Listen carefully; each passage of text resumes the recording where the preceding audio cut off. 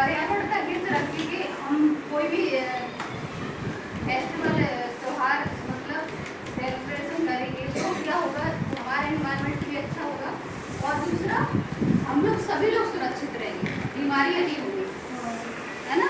तो होता है कि अभी गणपति आने वाले हैं, फिर दुर्गा जी आएंगी, तो जो आजकल जो मूर्तियाँ हैं वो पीओपी का मूर्ति चल रहा है। आगरा में मैंने देखा है ज़्यादातर पीओपी का होता है। बाई चांस कभी कहीं से कोई एक आध आता है उस कम्युनिटी का बना हुआ, नहीं तो पीओपी का मिलता है। और गणपति बहुत ईजी होते हैं, मैं आपको बनाना बताऊंगी, तो आप बना भी सकते हैं बच्चे। और जो आप लोग जानते हैं पीओपी होता है क्या होता है? नहीं जानते ना। पीओपी इस तरह का केमिकल है जो प्लस माइनस का छत का काम करते हैं ना, देखा होगा डिजाइन सा बनाया जाता है, वो होता है। दूसरा एक मेडिकल में यूज होता है इसका, जो हड्डी टूट जाती है, प्लास्टर वगैरह लगाते हैं ना, फ्रैक्चर हो जाता है, उसमें भी इसका यूज होता है। और वो अलग अलग किस्म का थोड़ा सा मेडिकल वाला थोड़ा सा अच्छा बना देते हैं, तो होता कोई रसायन। और दूसरा इसमें जो कलर होते हैं, जो मूर्ति बनाई जाती है जब उसमें कलर किया जाता है तो रासायनिक कलर होते हैं, केमिकल। तो हमें क्या है, इस तरह से आप प्लास्टिक और पेरिस की मूर्तियाँ नहीं खरीदें। हाँ, अगर खरीद रहे तो इस तरह की खरीदें जो हम लोग भगवान को परमानेंट जैसे रख सकते हैं, विसर्जन नहीं करें, विसर्जन नहीं करना पड़ेगा, तो इस तरह की मूर्ति आप खरीद सकते हैं अगर आपको खरीदना है। नहीं तो आप मेटल वगैरह की होती है या तस्वीर वगैरह है, उस तरह की मूर्ति खरीद लें, वो ज़्यादा अच्छा है पूजा करने के लिए। क्योंकि अगर देखो विसर्जन करने के बाद सारा चीज़ नदी में डूब जाती है ना, सभी लोग, आप लोग भी करते हैं। गणपति जी का कोई 1.5 दिन का, कोई 3 दिन का, कोई 5 दिन का, कोई 11 दिन का, 11 दिन का फेस्टिवल होता है। तो 11 दिन के बाद गणपति जी के मूर्ति के साथ में बहुत सारा कचरा इकट्ठा करके नदी में डाला जाता है। उसमें प्लास्टिक का पन्नी वगैरह भी होती है, बोरियाँ होती है।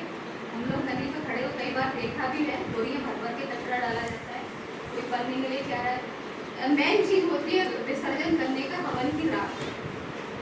हवन करते उसकी राख विसर्जन कर सकते हैं, उसमें कोई पॉल्यूशन नहीं है, उसको विसर्जन करते हैं, तो उसमें मिट्टी में पानी में घुल जाता, मिट्टी राख है।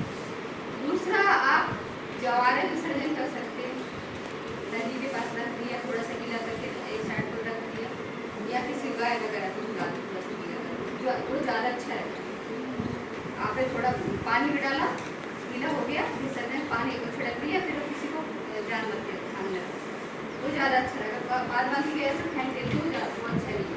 तो नदियाँ दूषित होती है। दूसरा, किसान लोग होते हैं वो सिंचाई भी करते हैं। हमारा अनाज कहाँ से होता है, पानी कहाँ से आता है, नदियों तालाबों से ही आता है ना।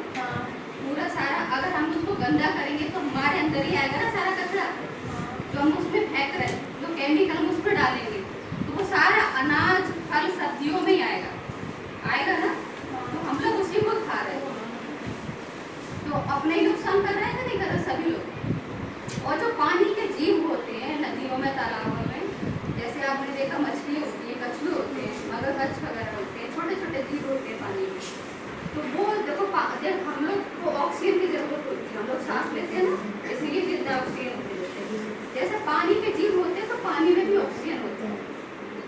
तो अगर हम उसको गंदा करते रहेंगे तो धीरे धीरे पानी के, अगर उसमें ज़्यादा केमिकल डंप करेंगे तो धीरे धीरे उसका ऑक्सीजन कम होने लगता है।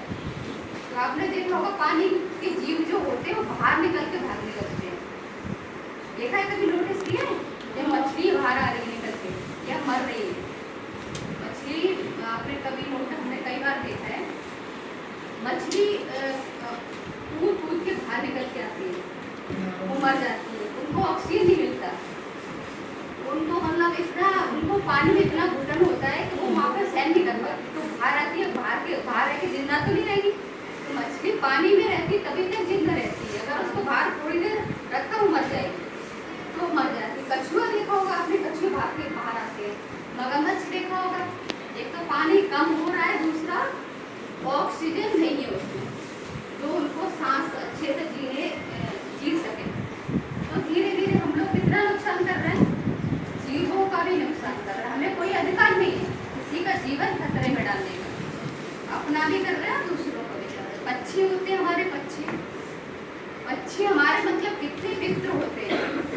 जो आजकल पक्षी हैं आपने देखा होगा, पहले गौरैया थी, अभी गौरैया कितनी दिखती है आपको?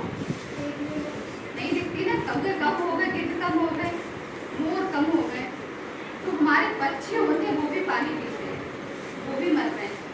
एक तो प्रदूषण फैल रहा है, दूसरा हमें उनको दूषित पानी मिल रहा है, तो वो भी मर रहे हैं, तो हमारा नुकसान हो रहा है ना। तो ऐसे ही आगे भविष्य खराब होने वाला है।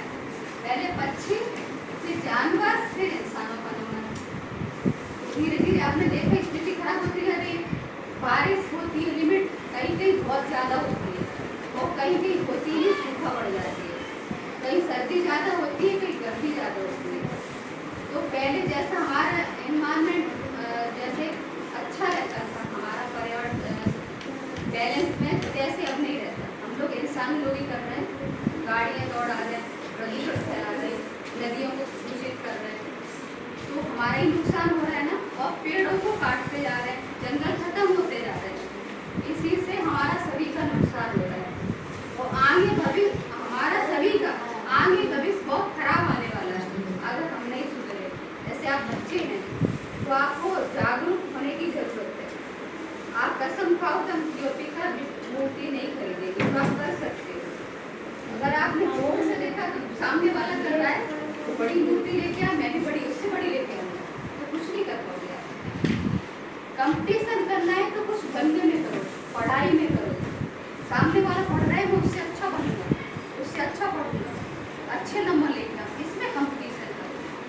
प्रदूषण फैलाने में, गंदगी करने में, या किसी का नुकसान करने में, पेड़ पौधे तोड़ने में, कचरा फैलाने में, इसमें गंदगी, ऐसी गंदगी में कंपटीशन नहीं करना। जहाँ तक हो किसी के लिए अच्छा सोच सकते हो तो अच्छा करो। ये सोचो दिल से किसी का बुरा नहीं करना, तो आप बहुत अच्छे इंसान बनोगे। देखो दुख सभी को होता है, आपने किसी का गलत किया तो सामने वालों को दुख होगा ना। ये भी हमारे इन्वायरमेंट का एक हिस्सा है। प्रदूषण फैलाना, गंदगी करना, शोर करना, ये सारा इन्वायरमेंट में आता है। तो अभी अब मैं